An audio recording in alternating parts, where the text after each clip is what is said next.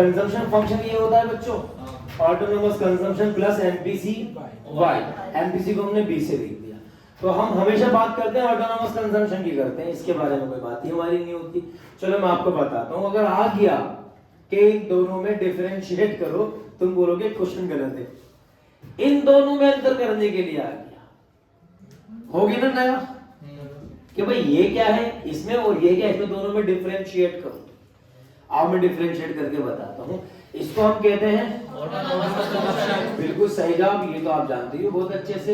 इसको हिंदी में कहा जाता है स्वास्थ्य उपभोग, हिंदी में कहा जाता है। कोई दिक्कत यहाँ तक सर, यहाँ तक कोई दिक्कत नहीं है। अब हमारे अंदर क्यूरियोसिटी पैदा हो रही है, इसका बताओ इसे क्या कहते हैं, इसे क्या कहते हैं बेटे? इस वाले कंजम्पशन का नाम होता है induce consumption.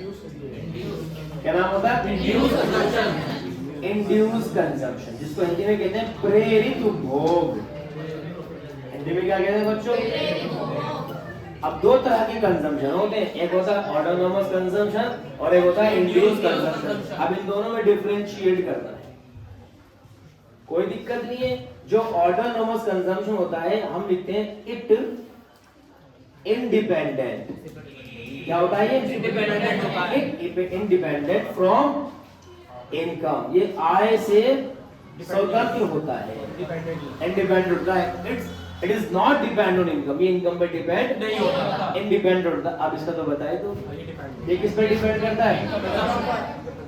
It depends on income level, it depends on income, ये इनकम लेवल पर डिपेंड करता है। यानी इसका मतलब है अब ये इनकम पे डिपेंड नहीं करता तो क्या होता है?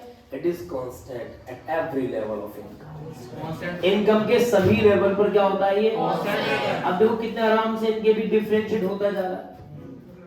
जबकि ये इनकम के बढ़ने पर बढ़ता है, इनकम के घटने पर घटता है। यानी it varies in response of varies income. Income में परिवर्तन आने पर इसमें भी परिवर्तन आता है। मैं लिख देता हूं इसको ना कभी, इट वेरीज